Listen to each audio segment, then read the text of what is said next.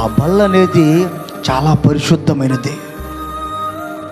ఏదో అలవాటుగా తీసుకోకూడదు. ఏదో పాస్టర్ గారు ఒక రొట్టె ముక్క ఇస్తున్నారుగా, ద్రాక్షారసం ఇస్తున్నారుగా అన్నట్టుగా తీసుకుంటే అది నీకు ఏమీ ప్రయోజనం కాదు. ఆ రొట్టె ముక్క ఏంటంటే మన కొరకు నలగొట్టబడిన శరీరం. అది ఆ శరీరం నలగొట్టబడకపోతే నీకు స్వస్థత లేదు, నీకు విడుదల లేదు.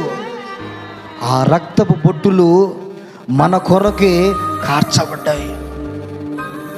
నువ్వు రొట్టె ముక్కలాగా దాన్ని తీసుకోకూడదు, ద్రాక్షారసం పోస్తున్నారన్నట్టుగా తీసుకోకూడదు. ఎప్పుడైతే నువ్వు బల్లలో చేయి వేస్తున్నావో ప్రభు యొక్క శ్రమను జ్ఞాపకం చేసుకోవాలి. ప్రభు నా కొరకే నలగొట్టబడ్డాడు, నన్ను బట్టే నలగొట్టబడ్డాడు.